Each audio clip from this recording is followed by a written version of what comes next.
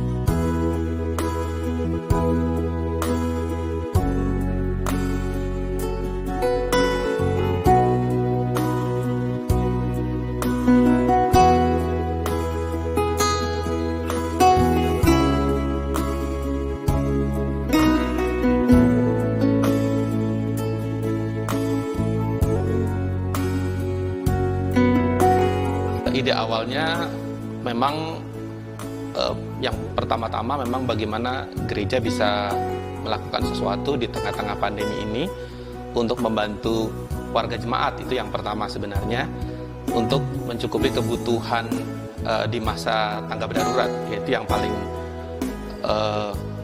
paling penting kan hand sanitizer dan juga masker. Nah, yang pertama ide ini datang dari dua warga jemaat kami, yaitu Ibu Sundari dan Ibu Ami.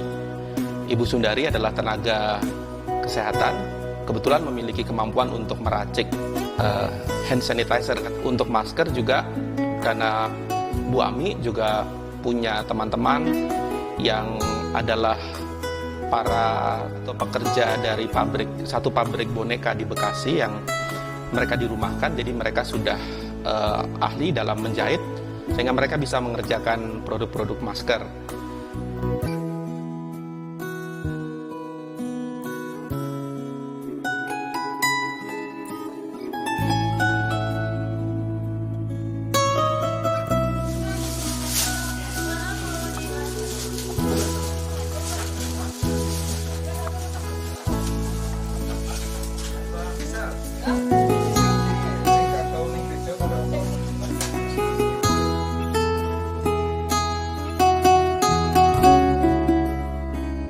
Ide awal dari sembako ini, kita melihat dari pertama dampak dari COVID-19, terutama dalam perekonomian.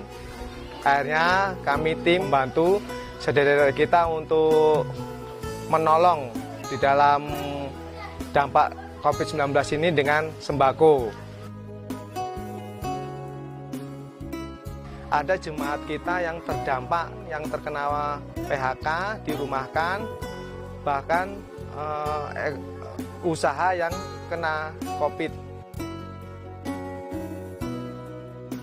Kita berawal dana ini pertama dari penjualan masker. Itu dari masker, akhirnya 1.000 itu kita sisihkan untuk kita membeli sembako ini. Dan yang kedua di bidang PEJ.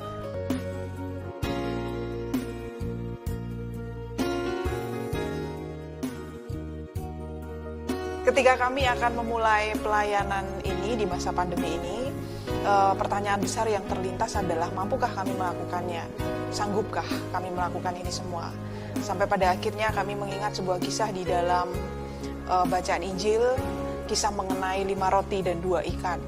Di sana dikisahkan mengenai keraguan murid-murid Yesus saat itu ketika mereka harus memberi makan 5.000 orang, sedangkan yang mereka miliki hanya 5 roti dan 2 ikan.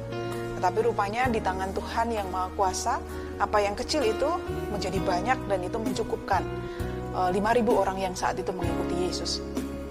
Dan kami mencoba untuk menanamkan iman yang sama, keyakinan yang sama, sehingga ketika tadi kami masih bergerak di dalam ranah pengadaan hand sanitizer, masker, dan juga melakukan desinfektan ke lingkungan gereja, kami mulai bergerak lagi untuk bagaimana kita mampu untuk menghidupi jemaat lain di GKJ Bekasi Timur, sehingga ada kegiatan-kegiatan lain yang kemudian juga kami kerjakan.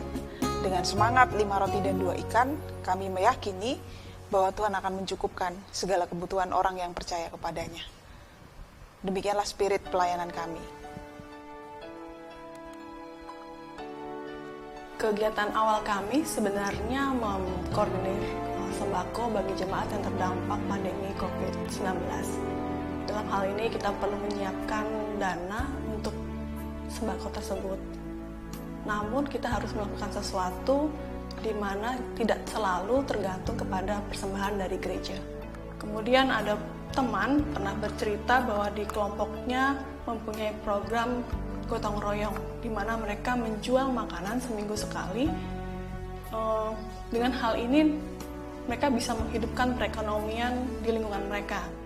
Jadi tidak hanya menjual makanan, tapi juga ojek-ojek yang mengantar makanan pun bisa terbantukan dengan penghasilan yang didapat saat mengantar makanan.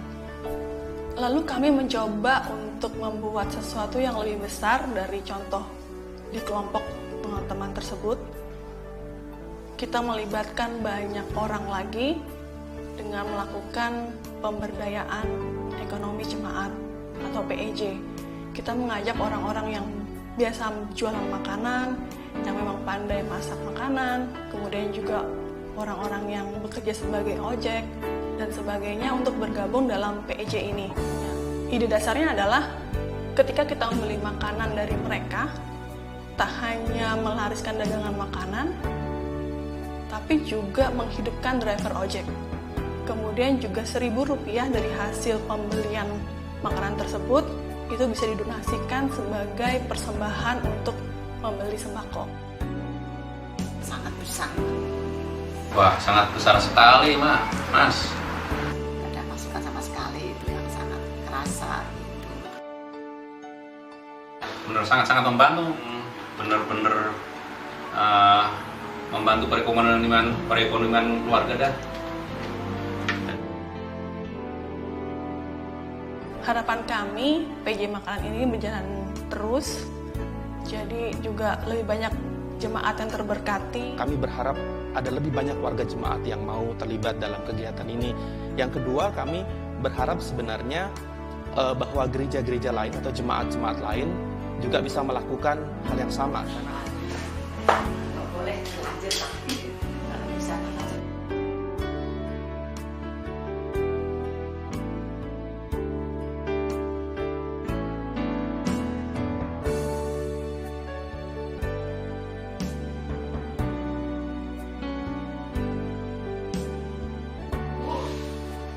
Gak pernah ganggu.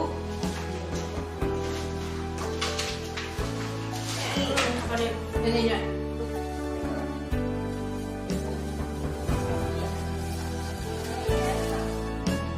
Baru-baru ini saya menemukan bahwa karya saya menjalankan program ini. Melalui program ini, kita bisa bantu tetangga-tetangga dan masyarakat yang tinggal di daerah kita. Minggu lalu, saya pesan makanan dan minuman.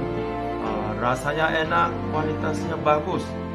Pengirimannya juga enak, baik. Terus saya sekarang promosi program ini kepada teman-teman gereja saya juga. Sekarang waktu COVID-19 semuanya susah, tetapi kita bisa saling membantu dan mengatasi kesulitan ini dengan ikut acara seperti ini.